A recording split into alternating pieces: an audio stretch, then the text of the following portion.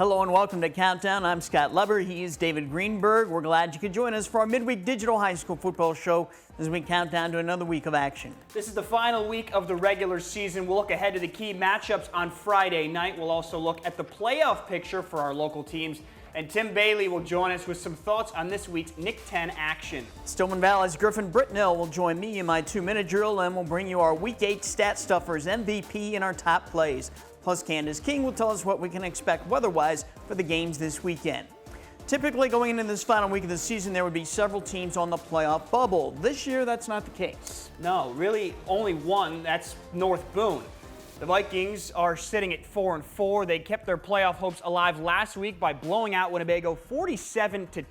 That was probably North Boone's best game so far this season, so maybe they're peaking at the right time. Now their mission is to beat Oregon at home this Friday. Then the Vikings can start planning for the playoffs.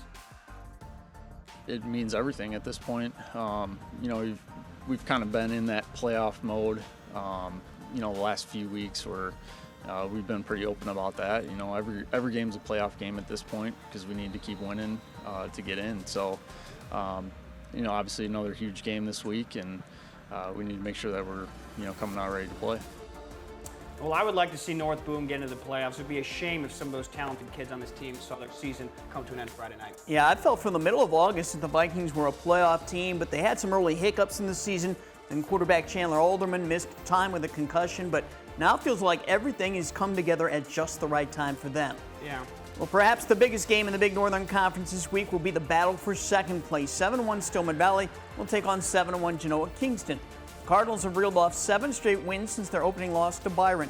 Genoa Kingston's only loss was to Byron in Week 4. Byron has already clinched the Big Northern Championship based on already having beaten Stillman and GK head-to-head.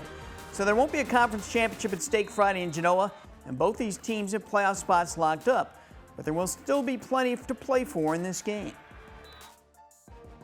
Well, you always want to go into the playoffs hopefully winning, and if we could get another one, our seeding in theory is a little bit better, and just, simply put, you want to try to always win no matter what the situation is. And we knew coming in this year, Genoa's going to be awfully good, New Byron's going to be awfully good, so we got to handle pretty good Week 1, and this is kind of a nice measuring stick come Week 9 as to how far maybe we have come. Oh, it's huge. It's our last home game of the regular season against a wonderful opponent. That's a great test going into the playoffs, and we're ready to go. We're geared up, and we want to meet that challenge. I think we do have the longest winning streak at home in the conference, so that's a big thing that we are trying to keep this week too. These are the Big Northern games this Friday night. Byron will try to cap off an undefeated regular season. The Tigers play at winless Rockford Christian. Dixon will play at Rock Falls. Winnebago travels to Lutheran. That could be a very competitive game between two teams that want to finish on a positive note. And as we already mentioned, Oregon plays at North Boone. Here's the playoff picture for the Big Northern Conference. 4 teams are in: Byron, Genoa, Kingston, Stillman Valley, and Dixon. As we mentioned earlier, North Boone is hoping to make it 5 teams. They're sitting at 4-4, need a 5th win Friday against Oregon. Byron and North Boone are projected to be in Class 3A. Genoa, Stillman, and Dixon are likely to be in 4A. Let's move on to the Nick 10 Conference. The Hononegah Indians took the front-runners' baton in Week 1 with a win over Harlem, and the Indians have not looked back. Friday night, they'll try to finish up an undefeated regular season. They'll host Jefferson. That game is on. Jefferson is out of quarantine. This is going to be a tough game for Jefferson to begin with. Now you factor in that they haven't played or practiced the last couple of weeks. It's really going to be tough for them, but I am happy to see those Jayhawk seniors get to put on the uniforms and take the field one more time. As for Hononegah, the Indians, they just want to stay injury-free and be sharp for the quarter or half or however long their starters are in this game. This will be Hononegah's 3rd Nick 10 championship in 5 years, and if they win Friday, it'll also be the 3rd time in 5 years they've gone 9-0. Harlem will play at Auburn Friday night. The Huskies can lock up 2nd place with a win. They're going after their 8th straight victory. Huskies have not only been winning, Scott, but they've been winning impressively. Yeah, the only close game they had was in that opener against Hononegah. I mean, Boylan played them close for a half. Belvedere North hung around with the Huskies for a while, but basically the Huskies have played strong, and they've struck a nice balance of power football and finesse football. I think they're licking their chops for the playoffs, eager to see what they can do in the postseason. Probably the most interesting Nick 10 matchup this week, David, will be Boylan against East at Swanson Stadium. Absolutely. Both teams have 5 wins, and both should be in the playoffs, so neither team has to come in with that sense of desperation, but both teams will want to win to grab 3rd or 4th place in the conference and have some momentum to ride into the playoffs. Boylan was without Makai Glover again last week, but they keep plugging in young players at running back, and they just keep getting the job done. Yeah, Rasheed Johnson was the guy last week, another sophomore. He rushed for 118 yards against Freeport. Connor Dennis, a quarterback, had a real strong game last week. The key for the Titans Friday will be on defense, trying to stop the E-Rabs run game. East Javius Catlin needs only 20 yards to reach the 1,000-yard mark for the season. And can East defensive end Tyrus Cunningham rise up and have one of those monster games where he can get to Connor Dennis and put some pressure on him and disrupt the Titans offense? Well, the full Nick 10 schedule for Friday looks like this: Jefferson at Hononegah, Harlem at Auburn, Boylan at East, Belvedere North at Freeport, and Guilford at Belvedere. Here's the playoff outlook for the Nick 10. 5 teams should be in: Hononegah, Harlem, Belvedere North, East, and Boylan. It's a matter of what classes will they fall into and who will their opening opponents be. Right now, Hononegah projected to be in 7A, Harlem, Belvedere North, and East all in Class 6A, and Boylan in 5A.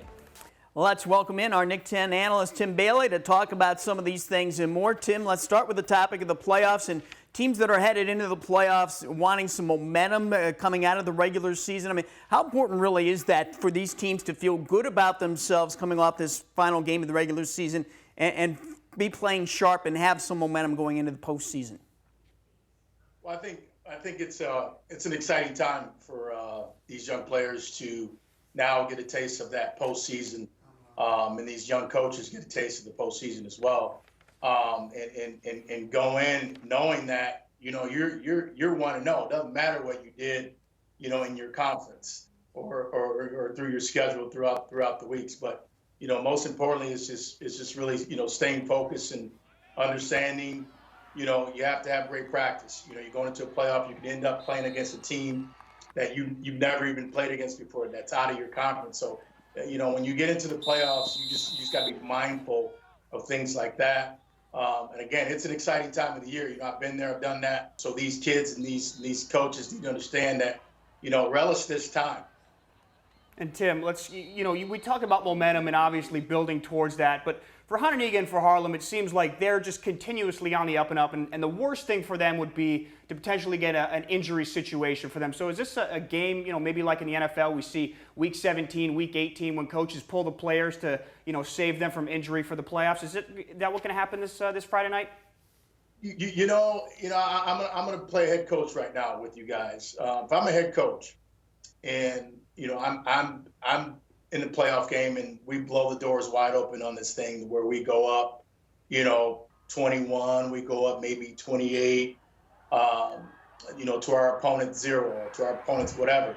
I got to pull my guys. I have to understand that I do have other players that can play. Right. And I need to actually preserve my players for that following week to get ready for that next rigorous game that we'll actually face. So I think it's important as a coach to understand, don't be afraid to pull your players. Don't play your guys all game if you don't have to.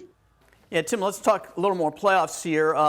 The pairings come out Saturday night, and you and I were talking last Friday night. Sometimes, seeds are important, but sometimes it's the luck of the pairing. Like we've seen Harlem the last few years, they have had some really tough first-round draws, even though they were the higher seed 2 years ago. They were the higher seed, but they got matched up with Wheaton Warrenville South, who had like 3 or 4 losses because they had some injuries in the regular season and they played a tough schedule. And that was not Wheaton Warrenville South should not be your first-round opponent when you're a high seed. But really a lot of it comes down to luck, doesn't it? Yeah, I think it does. As we dialogued last week regarding this topic, you can't sleep on these 5 and 4 teams. These particularly the teams that are top 1-2 seed that may get a team in the first round that's 5 and 4. You can't sleep on these teams. Some of these teams are from really powerhouse conferences, and they're 5 and 4 in their conference, but they could potentially be 8-0 in your conference if you know where I'm going. So it's important that the coaches understand that and the players really understand that. And that, you're going into that playoff week, you're 0-0. You don't have a win yet. You don't have a loss yet. And that's the beauty of it all. It's like you're starting a new season. Okay, you're starting a new season, irrespective of that team being 5-4 or you being 8-0. Because again, I've seen 5-4 teams come in and knock 8-0 teams right off, and I don't want to see that happen to our Nick 10 school athletes. Yeah, and let's stick in the Nick 10. Let's focus on that Boylan and East game, and that's the one that really seems to be the best in the conference on Friday night. Where do you see the E-Rabs have some advantage, and where do you see the Titans maybe have an advantage? Well, East has done some really good things, throughout the weeks, since that loss to Hononegah. They made some good strides, throughout the weeks. Boylan's done the same thing, after that loss to Hononegah. They made some good strides. I think they've won, they pulled off 3 straight games thus far with victories. And you guys may not know this, but in 2016 and 2017, East has beaten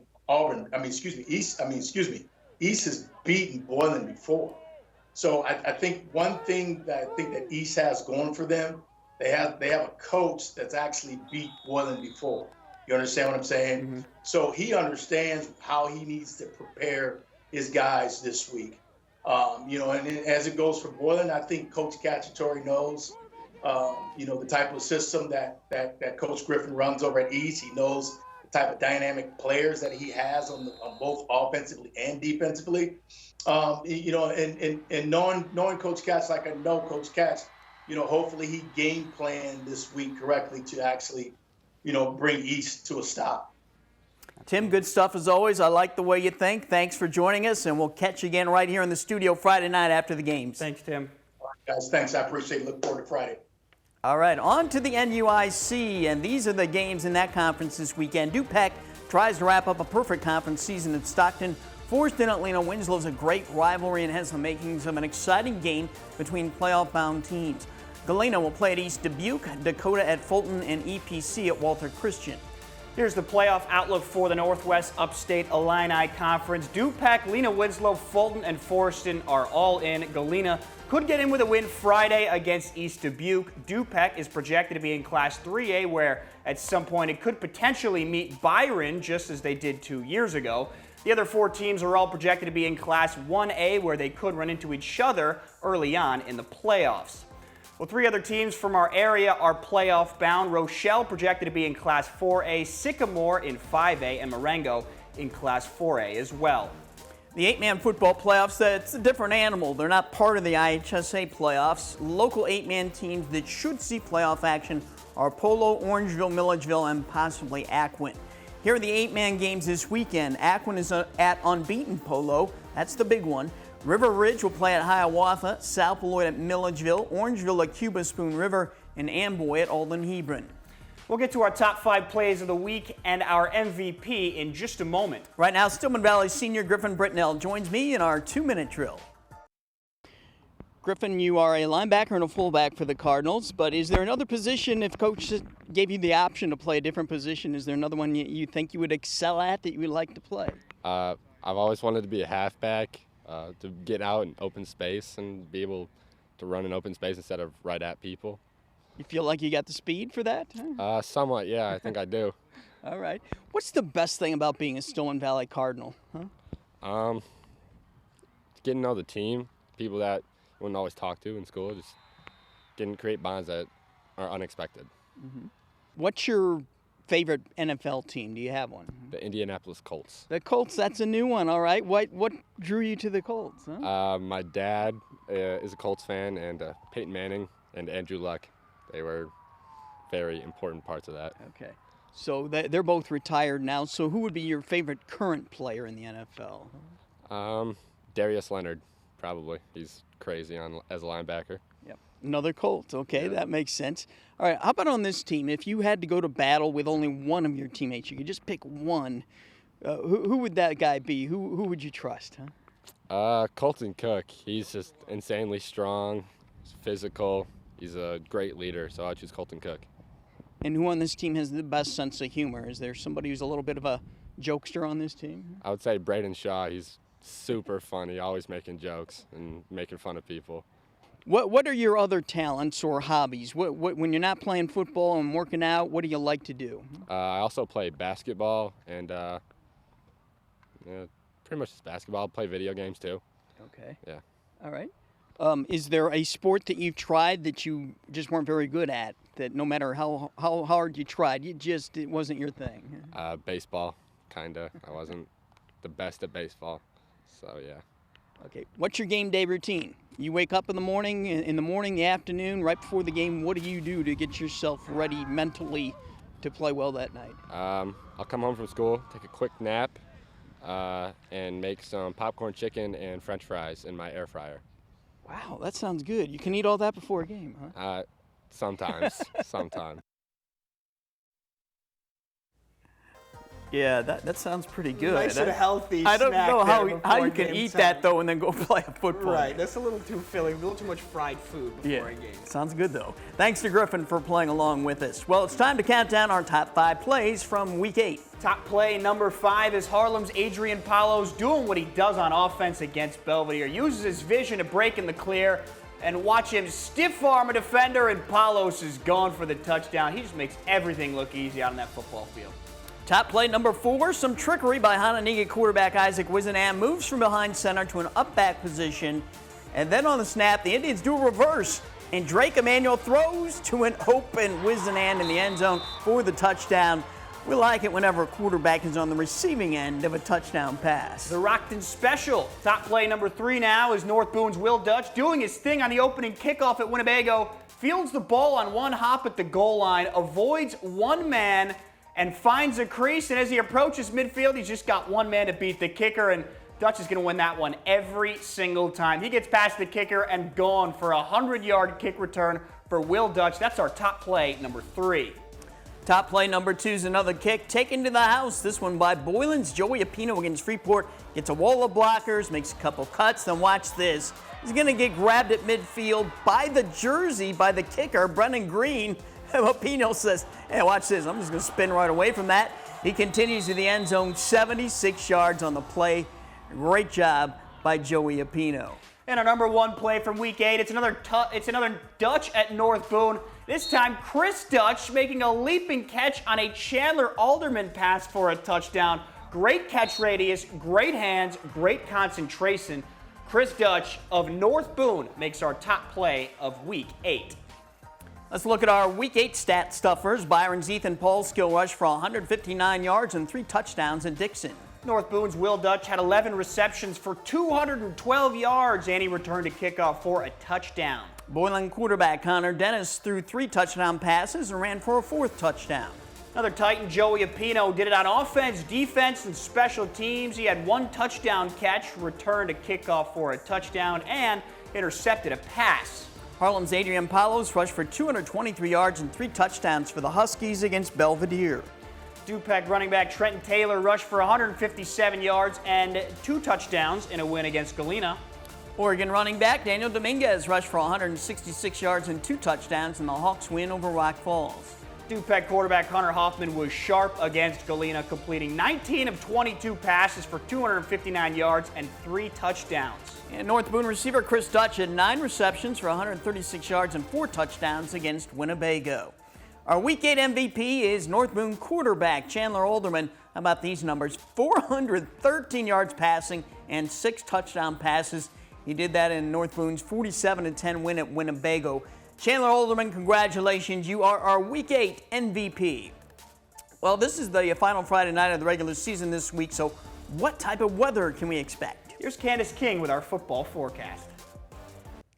And thanks, guys. You know, temperatures here towards the end of the weekend for our Friday night football games will actually feel a little more like football weather after starting off the season with quite a bit of warmth. Temperatures taking a little bit of a tumble here. Now, we are going to have some cloud cover for much of the afternoon. Some of that will likely continue here into the evening, but take note of these temperatures. Definitely jacket weather as we hang on to a bit of a breeze. The wind will stay fairly light through the day from the northwest, but that'll keep those numbers in the 50s through the afternoon, dropping down into the upper 40s once we hit about 6, 7 o'clock, and then down into the low 40s as we see those skies begin to clear out as we hit about 9, 10 o'clock Friday night. No rain expected, although it might be a sprinkle or two early on into the afternoon. Scott, David? We'll take it. Thanks, Candace. Be sure to join us Friday night for all the Week 9 highlights on Overtime. That comes your way live at 11 p.m. on Fox 39. It will also be rebroadcast on Fox 39 Sunday mornings at 9. And with the regular season ending, this is our final episode of Countdown for this season. But we will continue on with Overtime on Friday nights for a couple more weeks as we bring you coverage of the playoffs. We're talking playoffs. Thanks for joining us, and we'll see you Friday night on Overtime.